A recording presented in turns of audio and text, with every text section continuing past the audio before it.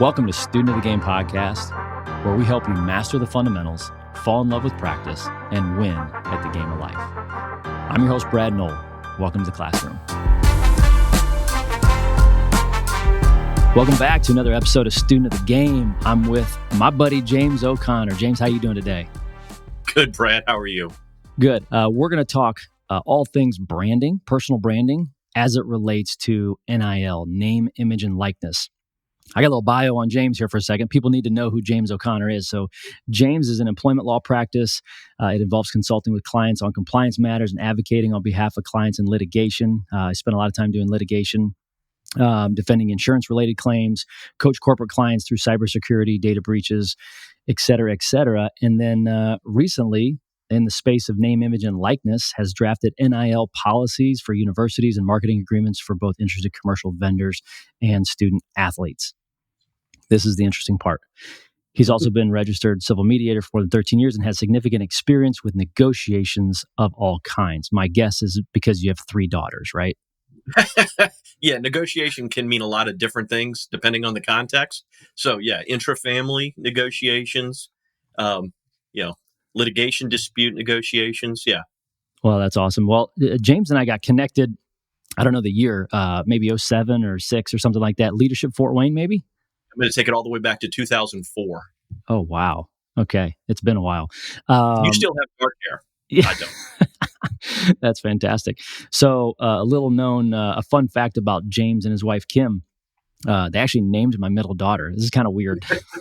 It's kind of weird to bring up on the podcast, but so we had one, and when you're young and you're starting off and you have a kid, you kind of have, some people have like the name, like, okay, this is gonna be. Well, when you get to 2, it's like, oh man, we got to find something else. So we actually did the baby name game where we sent out to probably 200 clients. Hey, send us some names, and whichever one we pick, we're gonna support and give a prize to. So you and your wife came up with Delaney, and we chose it. And so now I kind of feel like that makes this family almost. So because of the relationship, and I knew and immediately respected your hustle game when you were throwing out a baby naming competition as a part of personal branding. I was like, oh, we got to watch this guy. But because we had developed a relationship with you and Lindsay, Kim was really dialed in. She really felt like she had the in, and she called the shot. She didn't tell me what it was until she submitted it. Before y'all announced the winner, she told me what it was, and I'll be darned. I still remember the prize was a 150 gift card to Williams-Sonoma, which existed at Jefferson Point at the time, and we invested it with a steamer double broiler that we still use to this day. That's fantastic. I love it. So what better story that we get into name, image, and likeness when James and Kim named our daughter. So name, image, and likeness. This is something for those that don't know what name, image, and likeness is. We're actually going to bring this to, small business. How can your small business benefit from name, image, and likeness? If you think about, doing business with people, whether it's your attorney or your accountant or your landscaper, or, if you're buying some merch, there is something to be said about having a good name. I mean, it's one of the only things that we have for eternity is a good name. It's good reputation. The image, what image do we want to brand ourselves with? Your image is kind of the habits and your character, who you are every single day. And then likeness. I'm not gonna lie, when I hire people, maybe other than like a brain surgeon or a heart surgeon, like the likability factor needs to be pretty high. If we're going to do business together, there needs to be some likability. And I played college basketball a long time ago. And I remember, and James, you could probably speak to this, I remember the O'Bannon brothers that played for UCLA that kind of, I think, instigated or started this. And let's talk about that a little bit. Where did NIL start from? Well, so historically, NIL is a derivative of the right of publicity. And across these 50 states, not every state recognizes a right of publicity. So it really hasn't been since the NCAA had to modify their rules to permit NIL compensation that it was really even an issue. Because before then, the rationale, flawed as it may be, was allowing student athletes to be compensated for the use of their name, image, or likeness would be on par with illegal recruiting. It would be pay for play, pay to play. It would be just another example of illegal recruiting. Well, with the advent of technology and different platforms where young people can leverage technology to become brand ambassadors, the NCAA found itself in a position where they were restricting, making it more difficult for student athletes to use legitimate means to monetize their own name, image, and likeness, which is a an impairment, a breach, a restriction on rights that non-student athletes were able to have. You could have a YouTube influencer as a dorm hallmate next door making money online, but the rules that the NCAA were limiting student athletes for would restrict it. And that's inherently anti-competitive. The NCAA was in charge of those rules. And so various student athletes over the last 15 years, taking it all the way back to O'Bannon, have filed lawsuits against the NCAA saying, hey, your rules are too restrictive. They create an anti-competitive environment, which in the United States we don't like. And so when the NCAA gets sued on an antitrust basis, they lose 100% of the time. So, okay, you said something that I didn't even think about. So let's get to the fundamentals here, because we're going to master these fundamentals of NIL, name, image, and likeness. So something you said was fundamental is there was a direct competitive advantage that athletes did not have. You just said if a YouTuber, if an influencer was making $1 million a year and lived across the hall from you in your dorm, and you were helping the university make $50 million, I couldn't participate in that.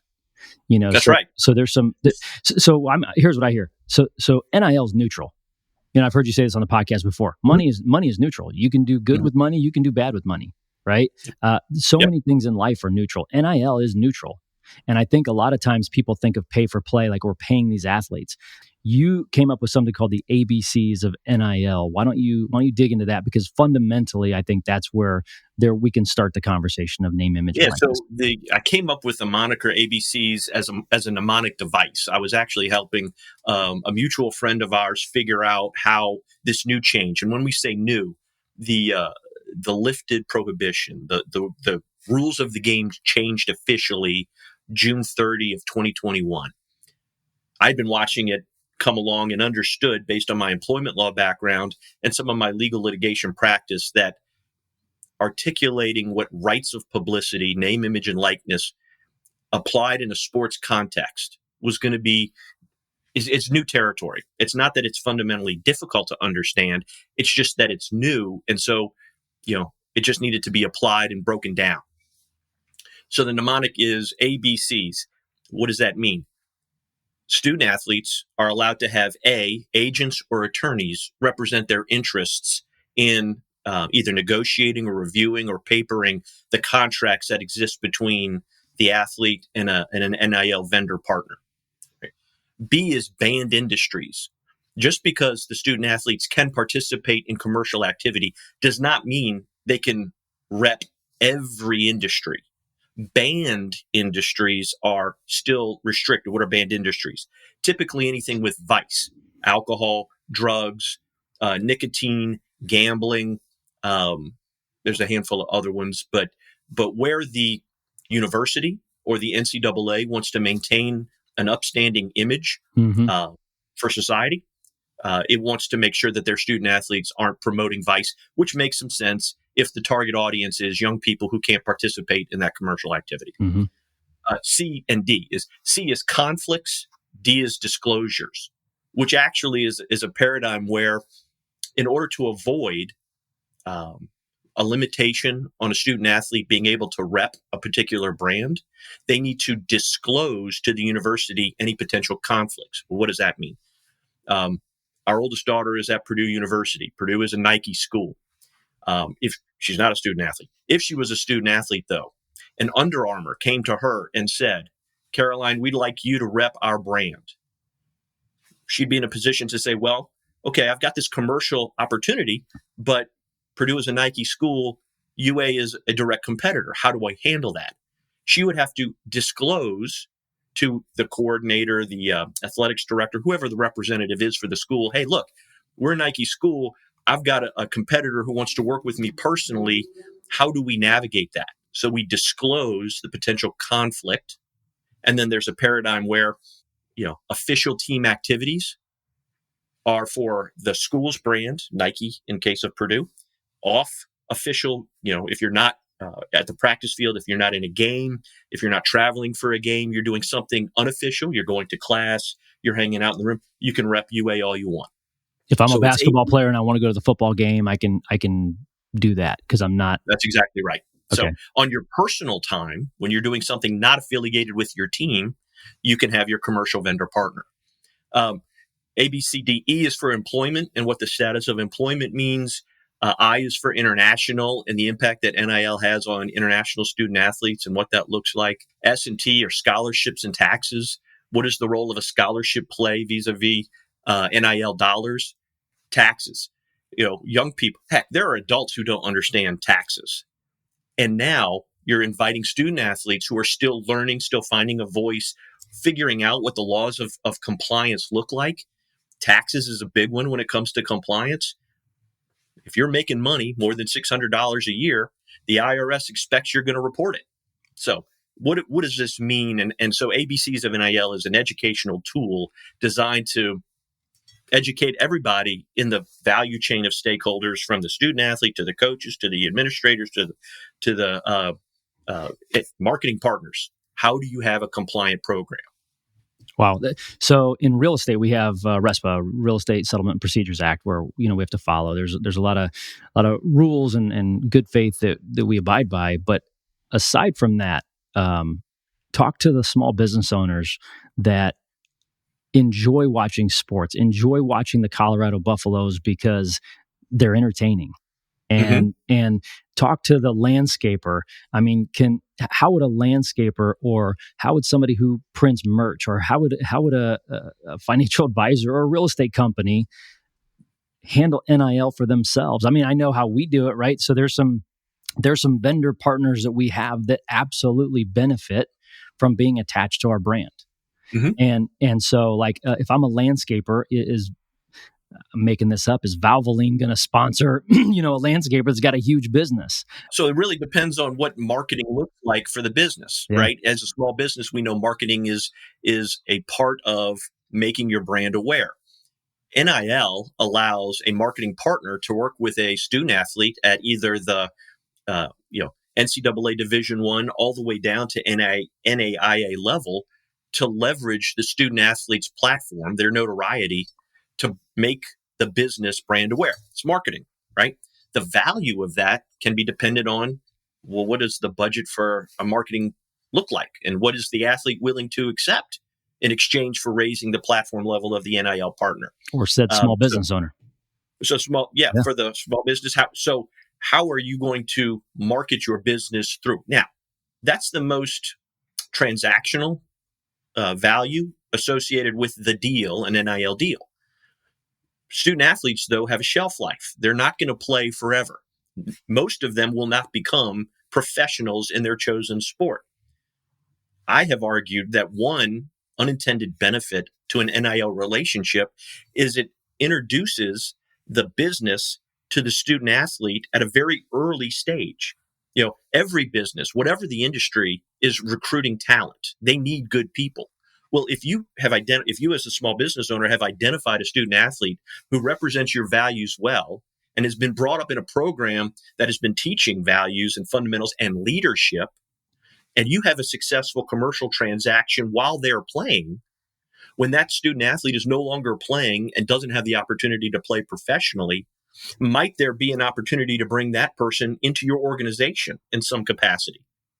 I absolutely agree. Starting a relationship early. This whole podcast was built on the idea that relationships win, and that's exactly what you're talking about. Before we go into falling in love with practice and more of the behind the scenes on NIL and how small businesses can think about this as it relates to themselves, you said a couple people who qualify for NIL. So speak specifically to who qualifies for NIL. So the IHSAA, the Indiana High School Association, they are disqualified from NIL, correct? Correct. So, and that's by statute is too strong a word, because IHSAA regulations are that. They're regulations that are just monitored by a state agency. So it doesn't quite have the force of law, but they're in charge of deeming athletes eligible to participate. And this is where you get into how strongly does a specific state regulate student athletes, high school student athletes. So you can have a law, and many states have a law that I think it's 38 states now have a law that permits college student athletes to engage in NIL activity. 12 have it either under consideration or haven't even discussed it. Of the 50 states, and 51 if you include Washington, D.C., less than half, I think, might be less than 2/3 right now, regulate or permit high school student athletes to participate. In other words, the state statutes had to pass a law specifically permitting high school athletes to participate, right? Indiana has no NIL law regulating either college athletes or high school athletes. And you could discuss why that might be the case. But in the absence of a state law expressly permitting it, it defaults to what is the agency, IHSAA in Indiana, say is okay. And the way they define amateurism is pretty vague. And it's basically a one-liner that says any attempt to commercialize or make money off of participation in athletics deems the athlete ineligible. I don't know for how long that'll be the case, but that's where we are today. So Division 1, 2, 3, NCAA, NAIA. You did mention NAIA, Right. But at the end of the day, fundamentals are about eyeballs, right? It's about logically speaking, Division 1 athletes probably have more eyeballs than NAIA. But NAIA, you think about the communities that they're a part of. It's a focused, targeted area where there could be some huge opportunity for some stellar NAIA athletes that have based a following. on the sport, based on the. So let's take Indiana Wesleyan University, for example, Marion, Indiana. Otherwise, in today's world, 2024, not a hub for commercial success. In the heyday, yes. But in today's world, a little different. But if there's a local pizzeria that knows that the star basketball player has a huge following, and if that student athlete were to show up post-game to have a celebration at their pizzeria, that they would do box office business, right? They should be allowed to reach out to that marketing partner, that player, and say, hey, if you bring people with you post-celebration, or they're part of your group, or we see a bump because in sales because you show up, hey, we think that's worth 5% of the gross receipts for the night. That is a totally legitimate NIL transaction. I think one of the things. Not to interrupt, but I think one of the things that people fail to understand is like there's such creativity in some of these NIL deals that are being done right now. I take what we do every single day, and like I told you, there's vendors that win because they're attached to our brand. Therefore, we can do more things to benefit more people. Like it's a cycle, right? And so what you're saying is this NAIA athlete may not get $25,000, but may have an opportunity to get free pizza for the year. That's right. And more importantly, maybe he gets a percent of the sales for those nights. You're right. Everything, right? So let's just pause for a second. I'm going to take this and make a shameless plug. So we're in Fort Wayne, Indiana, Purdue, Fort Wayne. We have sat on many meetings and boards with the collective here for the men's basketball program, and they're doing some great things. I think one of the best things is being able to take these guys out to lunch and mentor them. You talked about building relationships. There's been guys that have gone on fishing trips. There's been guys that we've helped with housing. And so I think the reality is there's opportunity here. Speak about some of the opportunities through NIL that aren't just financial, that aren't just, pay for play performance. Well, it speaks to when you're developing a relationship, what are the goals for the relationship? And in the Dons for Fort Wayne, one of the things I enjoy about participating with that group is the community mentorship, the opportunity to let student athletes who may not have had exposure to a lawyer or a business person, somebody who can broaden their horizon on how achievable an American dream can be. All they need, though, is the introduction, the ability to network, right? The collective specifically is one way that can happen. So being able to just sit down for a meal and allow that interface to occur, allow that networking, allow that relationship to develop. Even if the student athlete doesn't have an interest in law, but does have an interest in real estate, then I know a guy who I can connect him with, right? And so, being able to navigate the regulations that the NCAA has in place that will permit that professional networking to take place, and it's not associated with recruiting, it might be associated with building a culture. Hey, guess what? That speaks to every small business organization and how you're developing culture. So, it's fun to see Fort Wayne specifically embrace a collective that permits it. Well, and I think, there's ripple effects to it, right? You talk about relationships, and this is public information. But Chuck Surak, a huge philanthropist here, has made a sizable donation to Dons for Fort Wayne. And it's because he sees what Coach Kaufman is doing in our community with community service. And there's a matching gift that he's been so generous with. And so I talked to Coach this morning, over 300 community service hours this summer. That's huge. Donating their time 3 days a week to the Jackson R. Lehman YMCA downtown, the Boys and Girls Club, doing clinics and camps for people in the area. There's true benefit. This is one of our core values in our business is win together, and it's unique because in real estate, it's kind of the solopreneur, eat what you kill. And we've built a culture of winning together, meaning everybody on the team, when they win, we all win. And that's honestly what this is doing. Dons for Fort Wayne is creating a culture that we're winning together. One of the things that we do in our business is we give community tours. There's businesses out there, and if you're a business out there and you're hiring and you're bringing people in from out of town, we'd love to talk to you. But, for some of the hospitals, they bring somebody in, we give a tour of Fort Wayne. Well, Fort Wayne at this point is taking part in name, image, and likeness. We are trying to help advance the brand of Fort Wayne, Indiana, and it's through a tour and selling the benefits of why somebody should live here, why somebody should move here, why somebody should engage in employment. And it's no different when you're recruiting. Embracing the student athletes platform, where that player is uniquely positioned to reach a demographic that might not be reachable to me or to you otherwise, is the perfect use of name, image, and likeness. And so why not allow these student athletes to be brand ambassadors for the city, for the collective, for the university, or a small business? Well, we do a lot of client events, and we're actually discussing right now with Coach our next client event, having some guys out there signing autographs, having their schedule, put out there. There's going to be a bunch of kids. I mean, who doesn't want to meet somebody who's 6'10", right? Some big giant of a man, and really start to build relationships with this team. Come to the games and then follow them, see what they do. I mean, these are leaders in our community. These are future leaders in our community. And you hit the nail on the head. If you're a business out there listening, and you have an opportunity, yes, would a donation to the collective be great? Absolutely. There's things we can do to really help advance our program. But if you're a business and there's some community service you'd like done, or maybe even job shadow or internships, I've heard of some successful internships that some local banks have done. A guy studies finance and wants to do an internship at a bank. There's tons of opportunities. Time out. Student of the Game is brought to you by Noll Team Real Estate. Our mission is to eradicate mediocre real estate transactions. On your largest financial purchase, you shouldn't have to deal with average. We do this by helping you save time, reduce your stress, and helping you keep as much money in your pocket as we can. You can help us out by introducing us to your friends or family who want to make confident real estate decisions, whether buying, selling, building, or investing. At Noll Team Real Estate, we are connected to a group of realtors who sell 1 in every 8 homes in North America. If you know someone moving out of your area, there's a great chance we can connect them to somebody we know, like, and trust. Remember, relationships win. Now back to the show.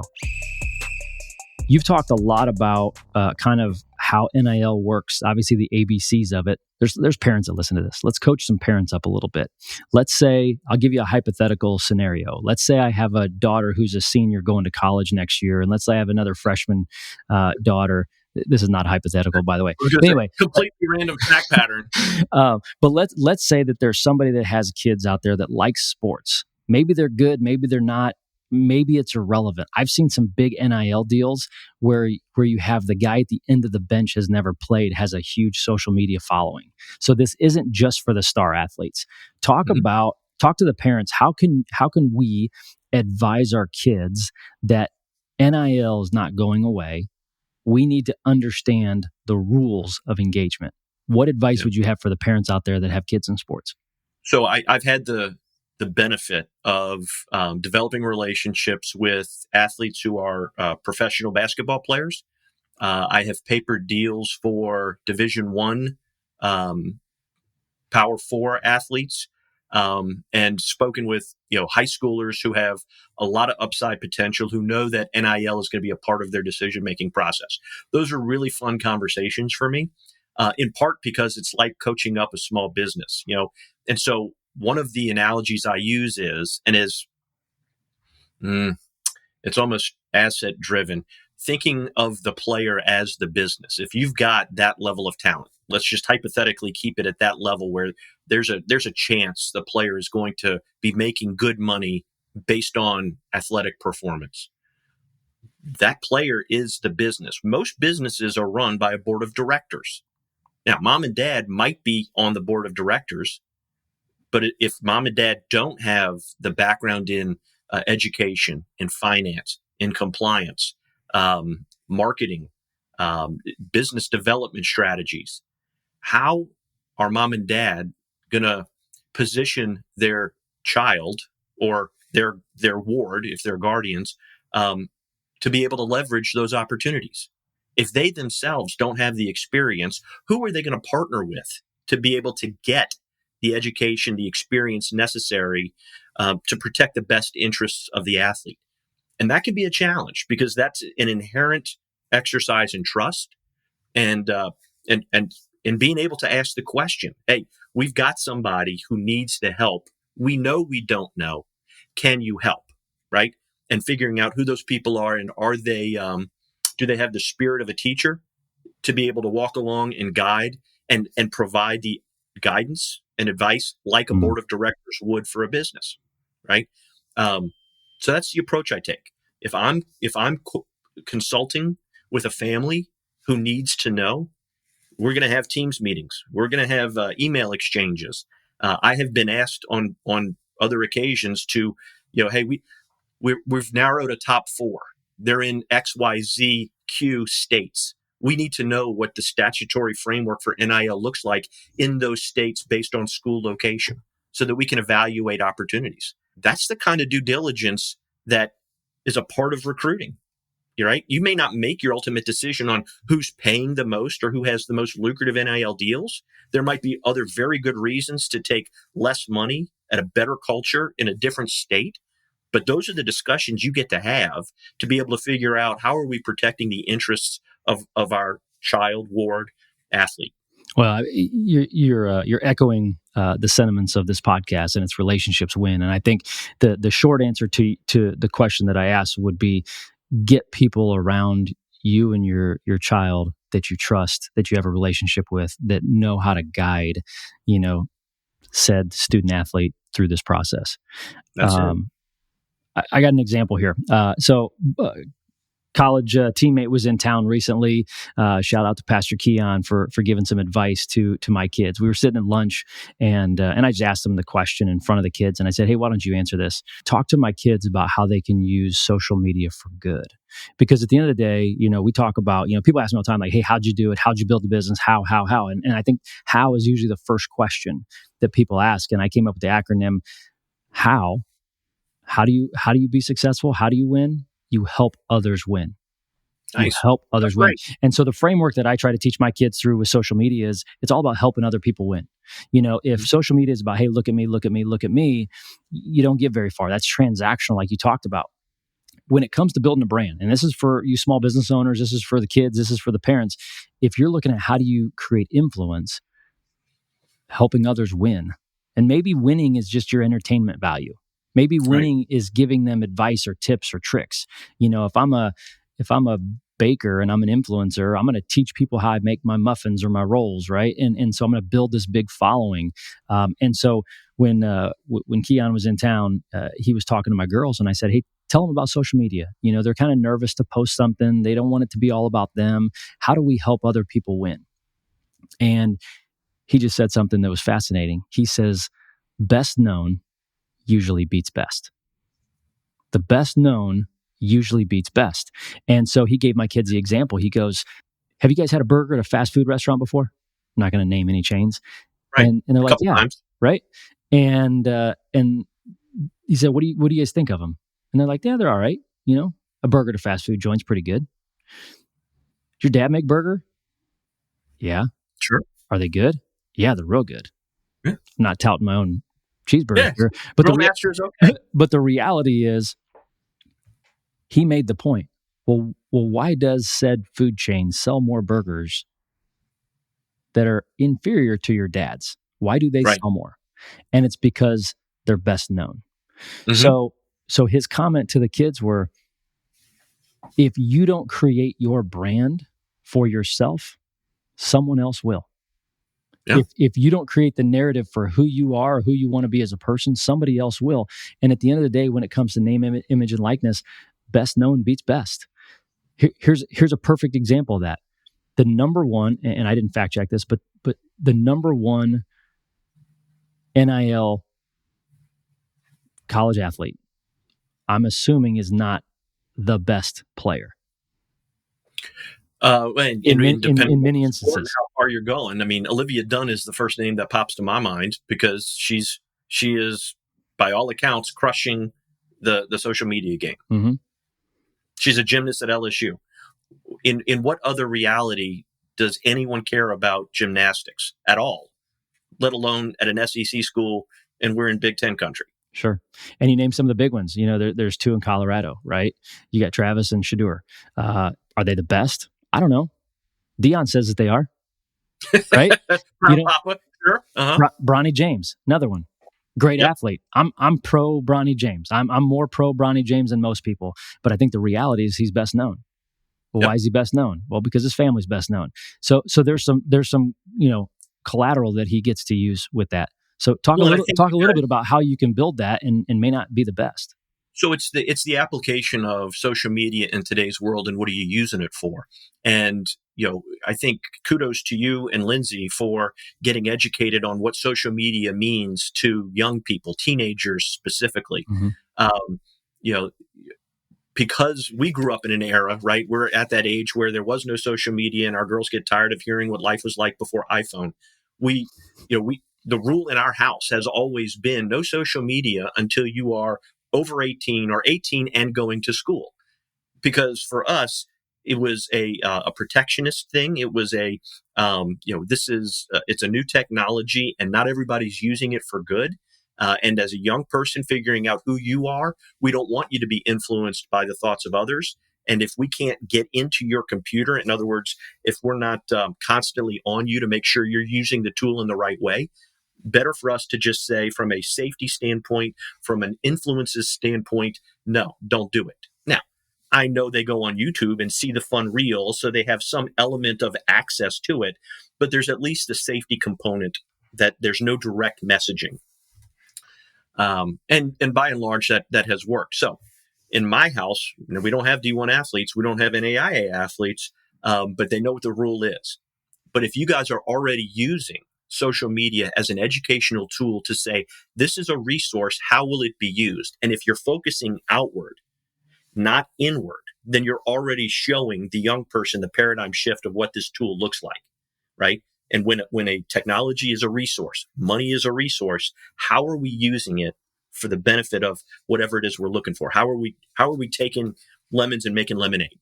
That is such a good point. I mean, at the end of the day, a tool looks different in one person's hand than another. If I give you a hammer, James, you'll probably build something. If you give me a hammer, I'll mess it up and have to call a contractor. So the reality is, how are we using these tools? And I think, go back to that comment, best known usually beats best. And we're talking about social media here. And even for small business, I think so many people are afraid to get in front of the camera. I think so many people are afraid of well, I don't like how I sound. Well, guess what? You look how you look and you sound how you sound. So let's get used to that. And I've been encouraging my team, get out there and share stories, get out on social media and share the successes that our clients have had, that, that position yourself as more of a guide. I don't do this from the standpoint of being the hero. This podcast isn't so that I can listen to myself while I'm walking the dog. This podcast is, I know some really cool people that I have relationships with, and I want the world to hear your expertise so that it blesses someone else. And I think if the kids can start to understand, I can use social media as that tool, they can create this environment that if they're in the opportunity, or if they have the opportunity years to come, they've set themselves up. Right. Talk to me a little bit more about social media real quick, because I'm thinking to myself, like, let's take landscaping for example. There's Mm-hmm. probably a great landscaper who is not on social media, doesn't have the following. They do a good job. They're relational, 3 generations deep, and they just go and put their head down and go to work.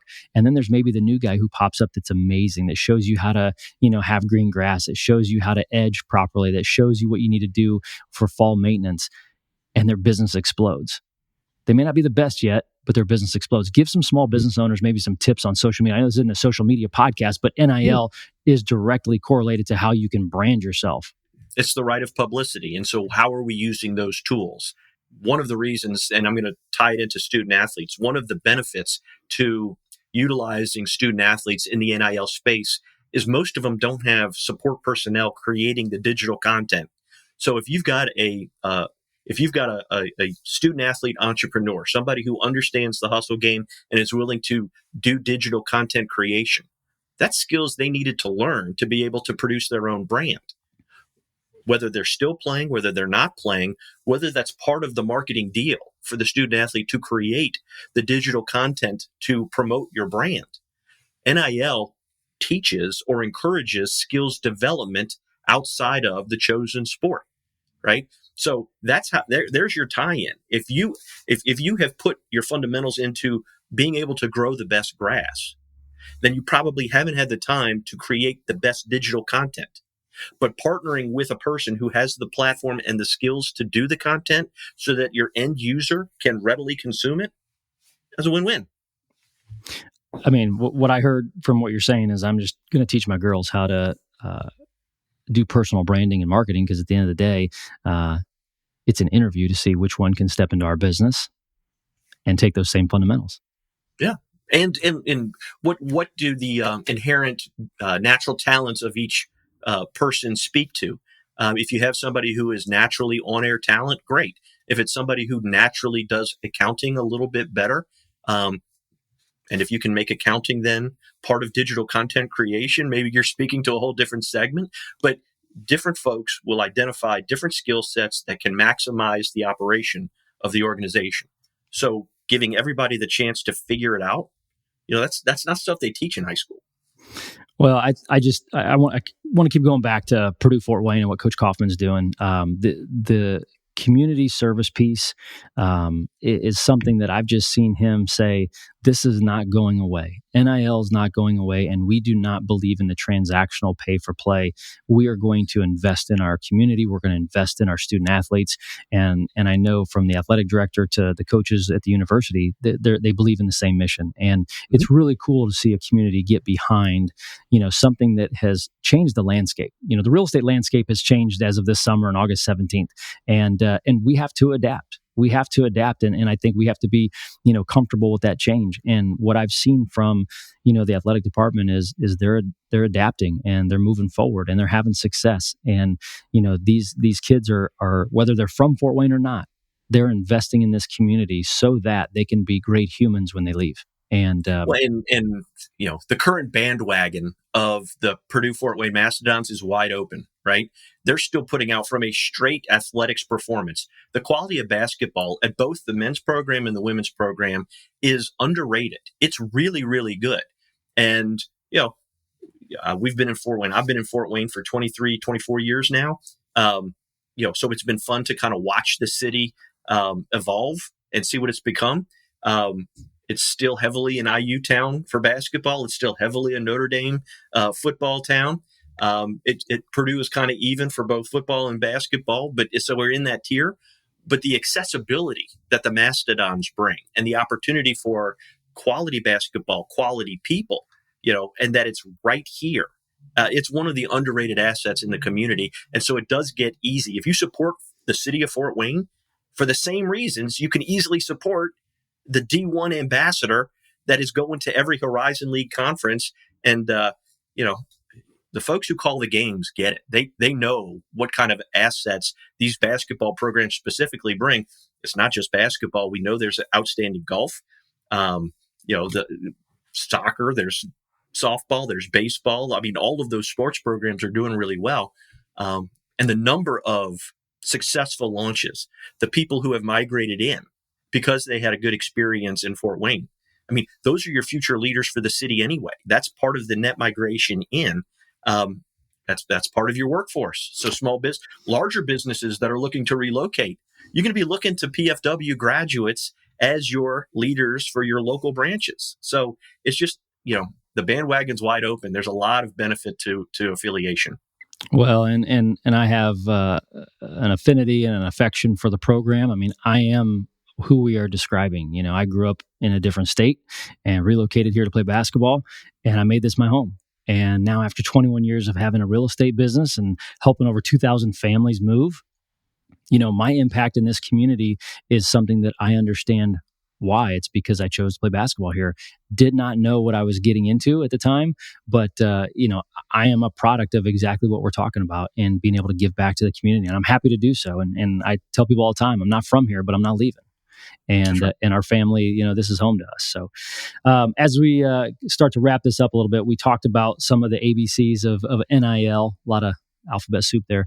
We talked about some of the nuances to it and the trajectory of what's happening with social media, and maybe giving some kids some guidance on, you need to build your following, but you have to understand that social media is a dangerous tool. You got to use it the right way. It is still a tool. We talked about, being the best known sometimes beats the best. When it comes to business, are you the business owner out there that you're really trying to be the best, but nobody knows who you are? Nobody knows really who you are. And so, you got to sometimes take a risk and put yourself out there and build quality content. As we wrap up, winning at the game of life. James, you've had a interesting background in litigation, and whether it's insurance or now into NIL as well. What does winning look like for you, for James O'Connor? So that, to me, that question gets answered based on, in the game of life. Are we looking, is it family, career, community? For me, it's all of those things. So start with family. We picked Fort Wayne as a place to lay down roots because my wife was from Fort Wayne. She gave. I'm from New Orleans originally, and she gave me 2 years of good faith effort to say, after those 2 years, I'll live with you anywhere in the country you want to live except New Orleans, because New Orleans is a tough place to be. Now, I'm from there, born and raised, so I know just how hot the water is in that boiling pot. And she did yeoman's effort. She gave me everything. And it was not a fit. And so my thought was, okay, well, we want grandparents as an influence on children. Let's give Fort Wayne a shot. She believed in it early. She was an early cheerleader for it. I believed in her and her judgment and discretion. And so we gave it a shot, and it's been probably the deciding factor for where I am today, in a good way. So family, which has allowed me the opportunity then to invest in our 3 daughters, helping them achieve. And we've got one who's in college, and she's nearing the full launch point. We've got 2 high school sophomores, and they're tracking in a very similar way. And we're really excited about what the future holds for them. So for me, we're walking the path that's right for us and what we think winning looks like. From a career perspective, I had some belief in myself that wherever we were, I was going to make that community better just by being willing to participate in nonprofits, being a good ambassador for the law firm I was going to work at. Litigation inherently involves solving other people's problems. And if I was willing to learn the fundamentals of what the practice of law looked like and steadily stay with it and practice, and you fall in love with the practice of law, deriving a sense of satisfaction from helping others in a time of crisis, that's cool. All right. So good. Yeah. That helps me feel like I'm checking the box for a career. Community. We live in a great neighborhood. We go to a great church. My job allows me the opportunity to participate in a handful of nonprofit boards. So I get to see the good works that folks banding together for the benefit of Allen County residents are doing. That gives me a sense of satisfaction. It also makes me real tired at the end of the day. So I feel like if I have invested in family, in career, in community, then for the 90 minutes at night where I finally get to just chill, yeah, I've earned it. And then I sleep hard. You string together enough days like that, and it turns into 23 years, and you look back and you go, oh, I've met some pretty cool people along the way. So for me, that's kind of what winning looks like. being open to that experience and taking on a new responsibility because NIL and the business of sports interests me. I'm in a position now where I can invest in fun. And it's just a different way to apply the skills I've learned in a way that's fun to me. That's fantastic. So I heard the answer to winning at the game of life is you are winning. It's not the destination of once I do this, then I'll get there. But you've actually done that. You've modeled it. You're somebody that I've enjoyed deepening our relationship and our friendship. And when we say relationships win, and we bring people on this podcast, I hope you guys listen to this, enjoy it, share this episode with a friend. James has a lot of good nuggets. If you need legal work, obviously we'll point you towards him. But NIL is fascinating. And I think before we hit record, I told you, I said I had a master's degree in business, but it came from the locker room. And sports has really shaped and molded me to who I am today. Plus, it's just given me the opportunity to have so many great relationships. As we close, the kids say, "Give this man his flowers," which means his accolades, right? His accolades, appreciation. Relationships win. Who is somebody you want to send some virtual flowers to? If you could send some flowers to somebody that really helped you get to where you are today, maybe shaped you, molded you, helped you with your career, maybe it's a personal side of things, but who's somebody you want to send some flowers to? I don't give enough flowers to my wife, Kim. She tolerates me better than anybody else. She encourages me better than anybody else. So she gets the first nod. In addition to that, whether it's mentoring partners, whether it's friends along the way, people I've been able to help in a little bit, I derive, my cup gets full when I've been able to provide a little bit of help. So when I get those opportunities, even if I'm the one providing the advice, it's because I've had the opportunity that it helps fortify me. So big shout out to Kim, and then anyone who's put their trust in me to help them. That's fantastic.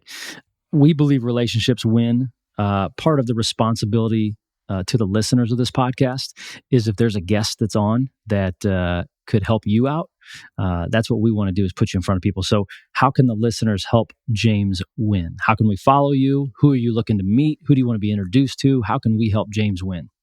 So thank you. That's cool. Fort Wayne is a 2 degrees of separation kind of place. There's a tremendous amount of high-level talent, sports-wise, in the city of Fort Wayne. I know this goes everywhere, so it's not limited to that. So if whether you're in Fort Wayne or outside Fort Wayne, and you've got that person who you think is elite, you've got that person who probably could benefit from adding some legal direction to their board of directors, that's somebody I want to know. Please feel free to put my email in the show notes. I'll leave it to you to get me some links. But yeah, those are fun conversations. That's how you can help. That's fantastic. Thank you for being on here. Again, relationships win. James, I appreciate you, my man. Appreciate it, Brad. Always a pleasure. That's a wrap. Go ahead and subscribe. Send this episode to a friend. Leave a review. But just remember, relationships win. Thanks for listening to Student of the Game podcast. Whatever game you are playing, I'm cheering for you. See you in the next class.